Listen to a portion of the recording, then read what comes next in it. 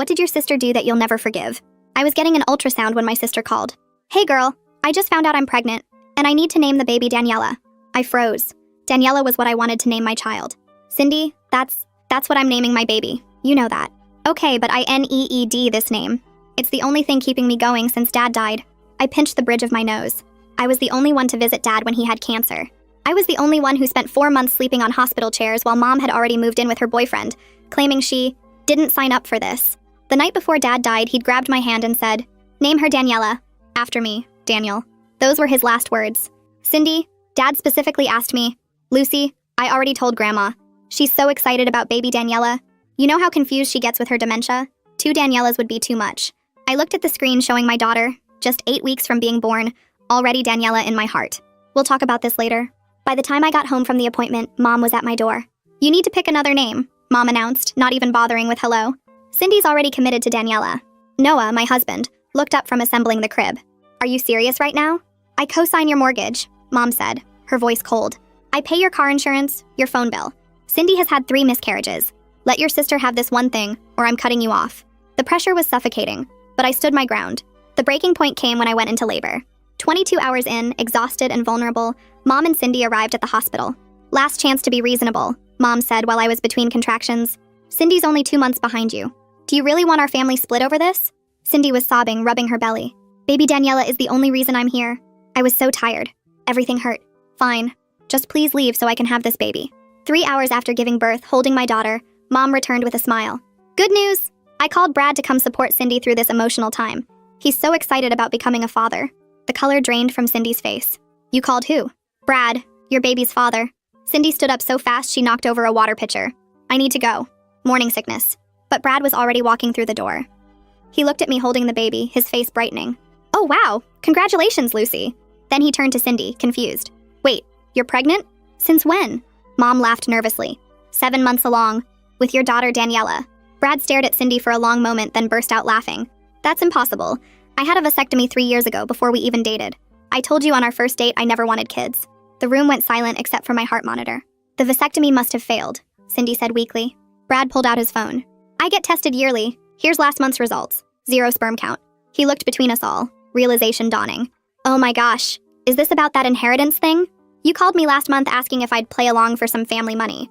Offered me 10 grand to show up at family events." "Cindy?" Mom's voice was barely a whisper. "Grandma was going to leave everything to Lucy." Cindy exploded. "I had to do something." "So you lied about being pregnant?" It made Grandma so happy. I thought about all the ultrasounds she'd sent me. Those pictures. Google images. The morning sickness you kept talking about. Ipecac syrup. Something snapped in me. Hours of labor. Months of guilt. Years of manipulation. I lunged forward and grabbed at her belly, ready to rip the fake padding away and expose her once and for all. But that's when I felt it. A real bump on her belly that felt just like mine. I pulled back in shock. "Wait, so you are pregnant?" Cindy went completely still. Brad was already at the door. "Well, it's not mine, so whose is it?"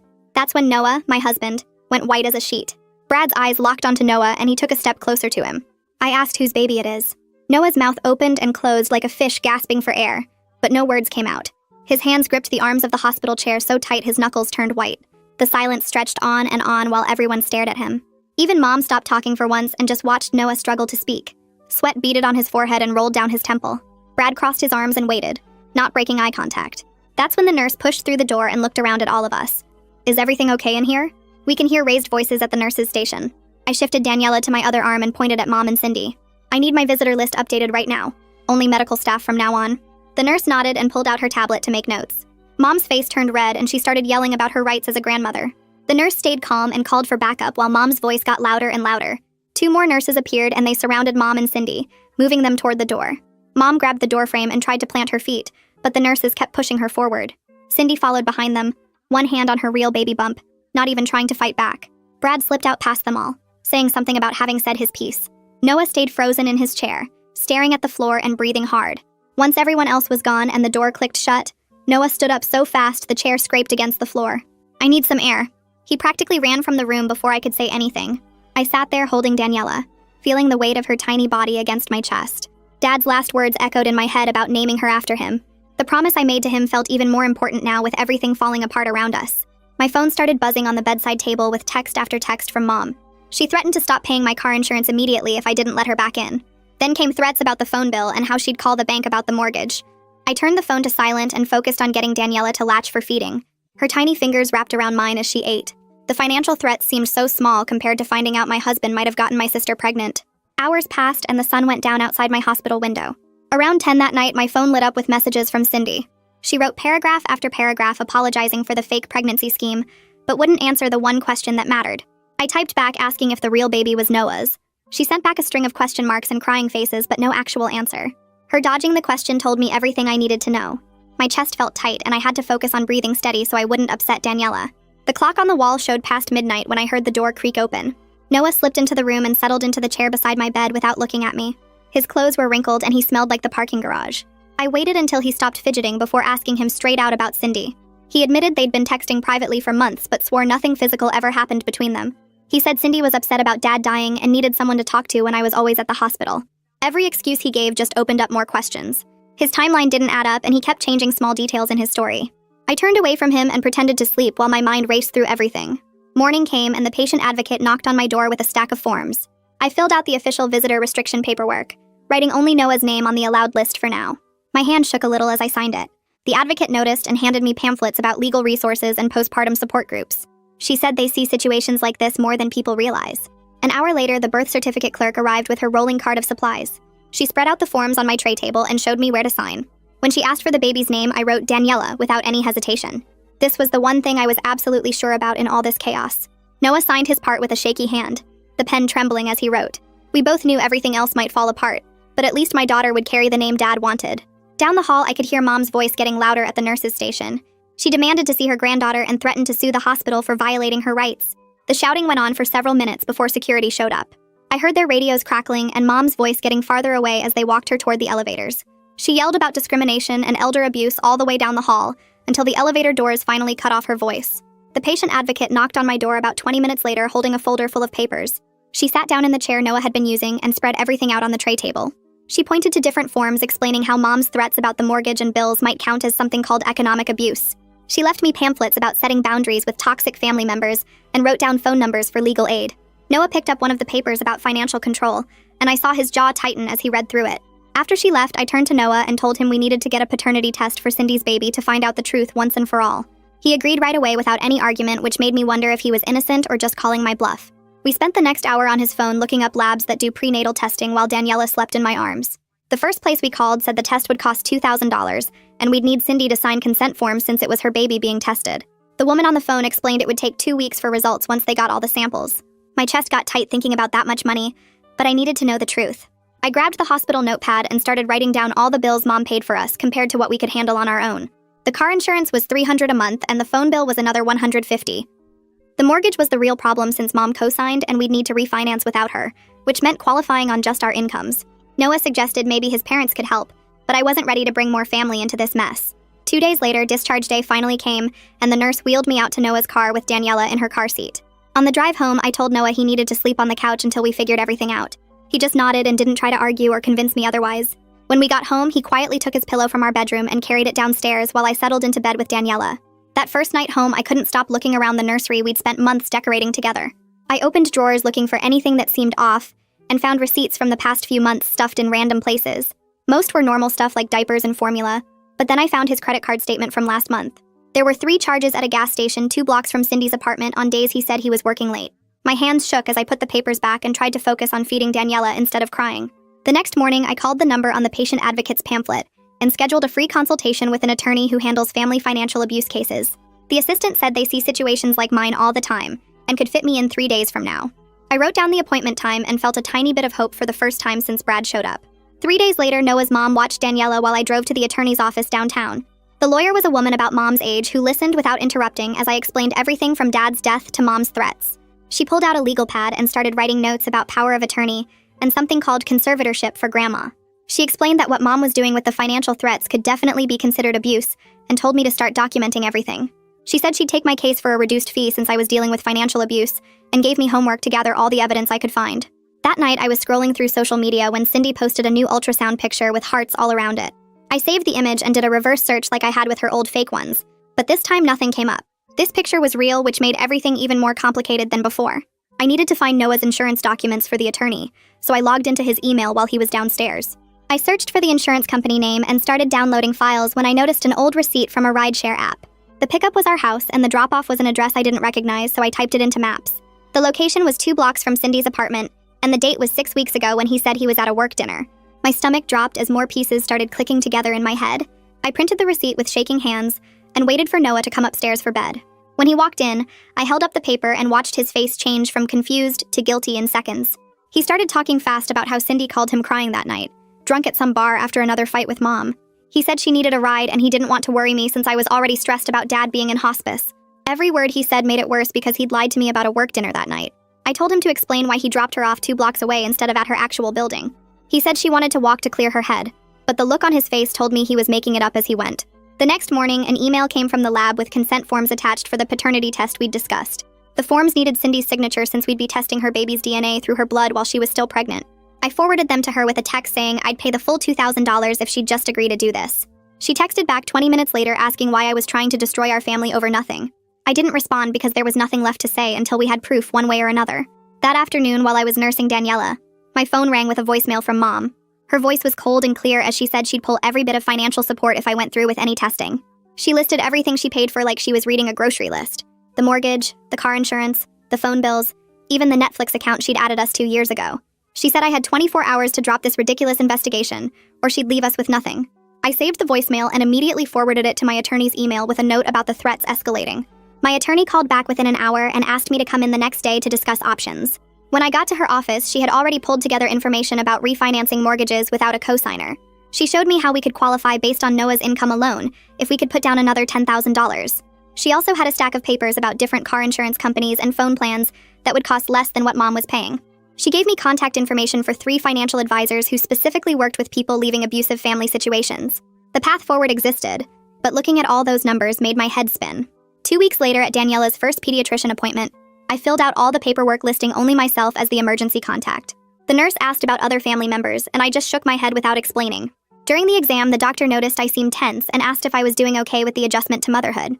She handed me a postpartum depression screening form, and I answered honestly about the anxiety keeping me up at night. My score was high enough that she wanted to prescribe medication, but I refused since I was breastfeeding. She gave me pamphlets about support groups and breathing exercises instead. A few days later, Cindy texted asking if we could meet while Mom was at work. I suggested a coffee shop downtown, and she agreed to come the next morning. When I got there, she was already sitting in a corner booth looking smaller than I'd ever seen her. She said she'd do the test if I paid for everything, and promised not to tell Mom until the results came back. The way she kept checking the door and her phone told me she already knew what those results would say. She signed the consent forms right there with her hand shaking so bad she could barely hold the pen. The following week, we all met at the lab for the actual testing. Noah went first, letting the technician swab the inside of his cheek while I held Daniela in the waiting room. Then Cindy went back for her blood draw since they needed her blood to test the baby's DNA. The technician explained the chain of custody procedures, how they'd seal everything with special tape and signatures. Cindy wouldn't look at me or Noah the entire time we were there. 2 days after the test, the lab called me because Mom had called them claiming identity theft and fraud. She'd somehow found out about the testing and was trying to stop it by saying we'd stolen Cindy's identity. The lab supervisor was very professional and said they dealt with interfering family members all the time in paternity cases. They verified consent with me and Cindy directly, and confirmed they would proceed with testing despite Mom's attempts to stop them. That night, Noah finally broke down and admitted he'd gone to Cindy's apartment once about 6 weeks ago. He said Mom had been calling him at work, pressuring him about me and the baby name situation. He went to talk to Cindy about backing off but insisted nothing happened between them. He said they just talked for an hour and he left, but the trust was already gone. I started writing everything down in a journal my attorney had suggested keeping. Every conversation, every text, every strange receipt I found got documented with dates and times. 3 days before the results were due, my attorney called with unexpected news. She'd been going through Dad's papers from the hospice and found a letter he'd written about wanting me to name my daughter Daniela. The letter wasn't legally binding for anything, but it clearly showed Dad's wishes in his own handwriting. She suggested keeping it ready in case Mom tried any legal threats about grandparent rights or custody interference. The next morning, my phone rang while I was changing Daniela's diaper, and Mom's voice came through cold and sharp saying she'd filed papers with the court, claiming I wasn't mentally stable enough to make decisions about Grandma's care. My hands shook as I called my attorney, who said she'd contact Grandma's doctor right away to get a proper evaluation done before any judge could rule on Mom's request. The whole situation was getting uglier by the day, and I could barely keep up with all the legal moves Mom was making against me. That first night home alone with Daniela turned into 3 straight nights without any real sleep, and by the 3rd night I found myself sitting on the bathroom floor just sobbing while the baby cried in her crib down the hall. I grabbed my phone and dialed the postpartum support hotline number the hospital had given me, and talk to a woman who reminded me that feeling overwhelmed was normal and I wasn't failing as a mother. She walked me through some breathing exercises and gave me practical tips like sleeping when the baby sleeps, even if it meant leaving dishes in the sink. The next afternoon, while I was finally getting a nap, Brad sent me a text with screenshots attached that made my stomach turn. The images showed months of text messages between him and Cindy, where she'd been planning the whole fake pregnancy scheme and asking him to play along for money. My attorney called within an hour of getting the screenshots, saying this evidence of fraud would help our case significantly, especially with Mom's power of attorney filing. 2 days later, the lab called while I was feeding Daniela, and the woman on the phone said the preliminary results showed Noah was excluded as the father with 99.9% certainty. Relief washed over me so hard I started crying, but then I realized our marriage problems weren't going to disappear just because he hadn't cheated with Cindy. Trust takes way longer to rebuild than it takes to run a DNA test, and we still had so much broken between us. I felt relieved about the test results, but incredibly sad watching my whole family fall apart around me while I tried to take care of a newborn. Daniela deserved so much better than all this chaos and fighting, so I picked up the phone and made an appointment with a family therapist for the following week. Noah showed up at the door that evening with tears already running down his face before I even let him in. He broke down completely in our living room, saying he'd felt so pushed aside when Dad got sick and I spent all those months sleeping at the hospital. He admitted making bad choices and keeping secrets, but swore over and over that he never cheated on me with anyone, including Cindy. I sat there listening to him sob without offering forgiveness, because I wasn't ready for that yet. Our first couples therapy session 3 days later started with the therapist having us establish ground rules about complete honesty and transparency going forward if we wanted any chance of saving our marriage. She suggested Noah should stay somewhere else while we worked through our issues, and his parents had already offered their guest room. The therapist spent most of the session identifying how Mom's financial control over us was actually emotional abuse and enmeshment that had been going on for years. She assigned us homework to each write out our non-negotiable boundaries, and when I got home and started my list, it ended up being way longer than I expected. 4 days after that session, Mom showed up at my door with bags of groceries and a document she wanted me to sign that would legally change Daniela's name to something else. When I refused to even look at the papers, she dumped all the groceries on my front porch and started screaming about ungrateful daughters who didn't appreciate everything she'd done for them. The neighbors were watching from their windows, and one even came out to ask if I needed help, but Mom was already getting in her car and peeling out of my driveway. The very next morning, I got a call from Grandma's care facility saying she'd wandered out during a shift change and was found confused at a bus stop 3 miles away. This made it crystal clear that we needed proper oversight of her care and her assets, instead of letting Mom have control. My attorney filed for an emergency conservatorship hearing that same day, saying Grandma's safety was at risk, and the court scheduled it for the following week.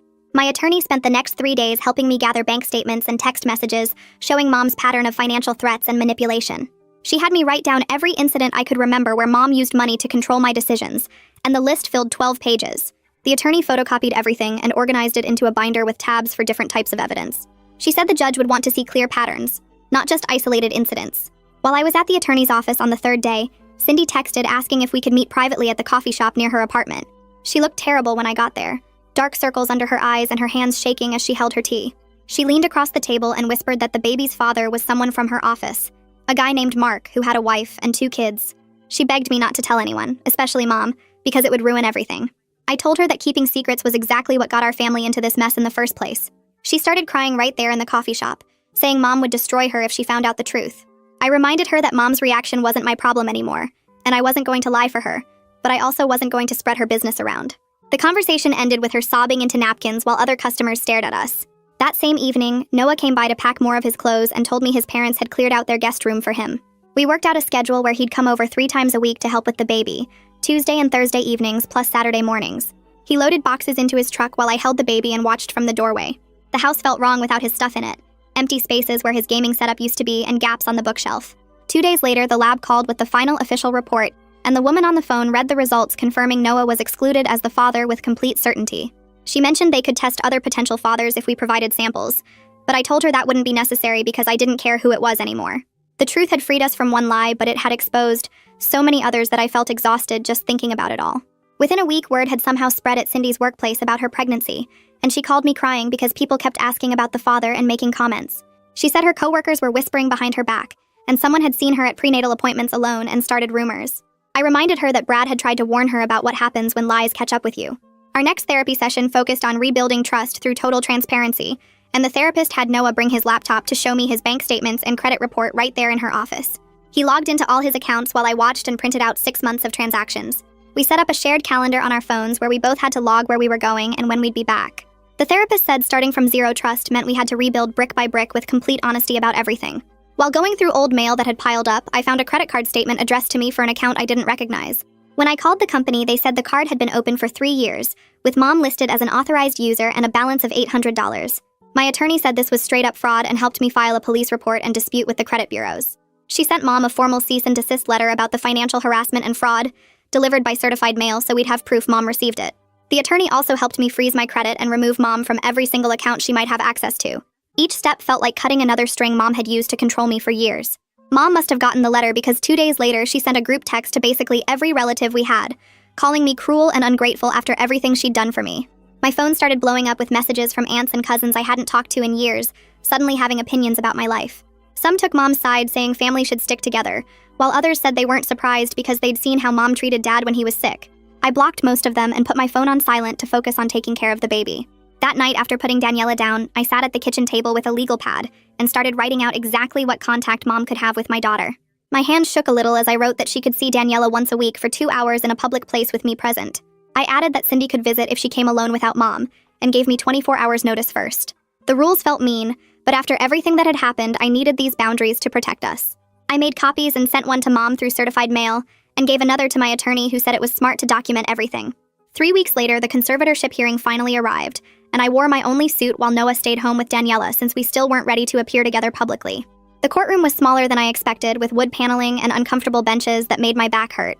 Mom sat on the other side with her own lawyer, while the judge reviewed stacks of paperwork about Grandma's finances and medical condition. My attorney presented bank statements showing Mom had been moving money from Grandma's accounts, and the judge's face got more serious with each page. The court-appointed evaluator testified that Grandma needed a neutral third party managing her assets, since family dynamics were compromised. Mom's lawyer argued she was the natural choice as the eldest daughter, but the judge cut him off and said the evidence showed clear financial manipulation. After 40 minutes of testimony, the judge appointed a professional conservator from a company that specialized in elder care finances. Mom stood up so fast her chair scraped against the floor, and her lawyer had to grab her arm to stop her from approaching the bench. The judge warned her about courtroom behavior and said the decision was final, pending any appeals which would take months to process. Outside the courthouse, Mom was waiting by the doors, even though her lawyer was trying to pull her toward the parking garage. She blocked my path and called me vindictive and selfish and said Dad would be ashamed of how I was destroying our family. Her face was red and people were starting to stare at us on the courthouse steps. I wanted to defend myself, but remembered what my therapist said about not engaging with manipulation tactics. I walked around her without saying anything while she kept yelling that I'd regret this when I needed family someday. My attorney witnessed the whole thing and made notes about Mom's behavior for our records, in case we needed a restraining order. 2 days later, my phone buzzed at 3 a.m. with a text from Cindy saying she was in labor 6 weeks early. She asked if I could come to the hospital because she was scared, and Mom was being too intense about everything. I sat in bed for 10 minutes debating whether to go while Noah held Daniela, who had woken up hungry. Part of me remembered the sister who used to braid my hair and share secrets before Mom's manipulation destroyed everything between us. I finally got dressed and drove to the hospital while Noah stayed with the baby since we'd agreed to minimize contact during our separation period. The maternity ward was the same one where I'd given birth just weeks earlier, and the smell of disinfectant brought back all those memories. Cindy was alone in her room with monitors beeping and an IV drip running into her arm. She grabbed my hand when I walked in and started crying about how scared she was and how sorry she was about everything. When the contractions got bad, she squeezed my hand so hard my rings dug into my fingers, but I didn't pull away. The nurse said the baby was coming fast for a premature delivery, and they called the NICU team to be ready. Mom showed up an hour later and tried to take over, but Cindy actually told her to wait outside because she wanted me there instead. Mom's face went white with shock, but she left when the nurse said only one support person was allowed during delivery. 8 hours later, Cindy's son was born at 4 pounds and 3 ounces, but breathing on his own, which the doctor said was excellent for his gestational age. They whisked him to the NICU for monitoring, but let Cindy hold him for a minute first, while tears ran down her face. When the nurse came with the birth certificate paperwork and asked about the baby's name, Cindy hesitated for a long time. Mom had come back in and immediately said his name should be Daniel after Dad, but Cindy shook her head. She looked at me and then wrote Xian on the form, which was her favorite name from high school that had nothing to do with our family drama. Mom tried to argue, but Cindy said it was her baby and her choice, and signed the papers before Mom could say anything else. The section for father's information stayed blank, and when the nurse asked if she was sure, Cindy just nodded without explaining. The hospital social worker came by with pamphlets about resources for single mothers, including financial assistance and support groups. Mom realized she couldn't control this story the way she'd planned, and left the room without saying goodbye to either of us. That evening, Mom posted on social media announcing the birth of her grandson Daniel, with a photo she'd taken of the baby without permission. Within minutes, Cindy commented underneath correcting that his name was Xian, and asking Mom to respect her choices as a mother. I saw the whole exchange on my phone while feeding Daniela, and felt proud of Cindy for standing up to Mom publicly. Several relatives liked Cindy's comment, which probably made Mom furious, but showed that people were starting to see through her manipulation. The next evening, Noah came over for his scheduled time with Daniela, and we ended up sitting together on the couch while she ate. His hand brushed mine when he adjusted her blanket, and neither of us pulled away immediately like we'd been doing. The hurt was still there between us, but so was the connection we'd built over 8 years together. We weren't ready to talk about us, but we both knew we weren't ready to end things completely either. During our next therapy session, the counselor pulled out a whiteboard and created a detailed 90-day plan for us to follow. She wrote out that Noah would keep living with his parents while I stayed in the house with clear visiting schedules for him with Daniela. We'd have no contact with Mom during this period, and would meet weekly for counseling to work on rebuilding trust. She said if we could follow the structure successfully for 3 months, we could reassess living together again with new boundaries. The plan felt overwhelming, but having clear rules and expectations gave us something concrete to work toward, instead of just floating in uncertainty. The first thing I did was call my own insurance company and set up my car insurance without Mom's name on it. The agent on the phone walked me through different plans, and I picked the cheapest one that still gave me good coverage.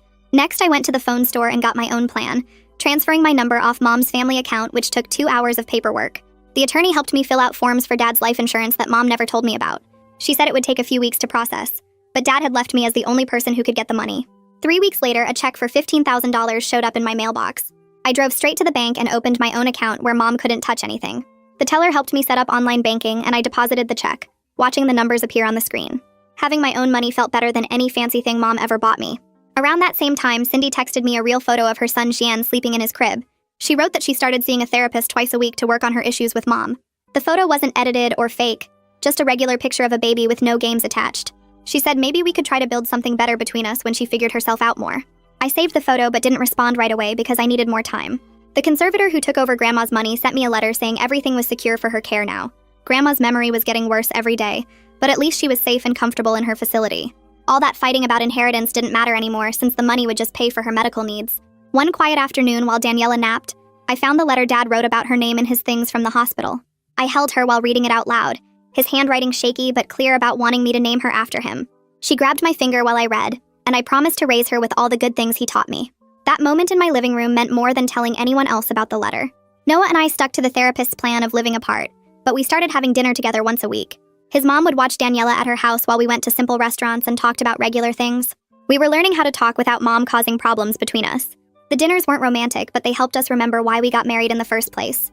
After 2 months of no contact, Mom sent me a text saying she was sorry for some things she did. She listed boundaries she would follow if I wanted to see her again, like not trying to control my money or telling me how to raise Daniela. I wrote back with my own list of rules, including only meeting in public places once a month for coffee. She agreed, and we set up our first meeting at a coffee shop downtown for the next week. One night during Daniela's 3 a.m. feeding, I looked around my quiet house and realized we were actually doing fine. The bills were paid with my own money, Daniela was healthy and growing, Noah and I were slowly fixing things, and Mom wasn't controlling everything anymore. We weren't perfect and probably never would be, but we were stable and getting better every day. Daniela finished eating and fell back asleep against my chest, her tiny breath steady and peaceful. So yeah, that's basically the whole thing. Nothing too polished, just how it played out. Thanks for sticking around and hanging out with me. We'll do it again next time if you're up for it.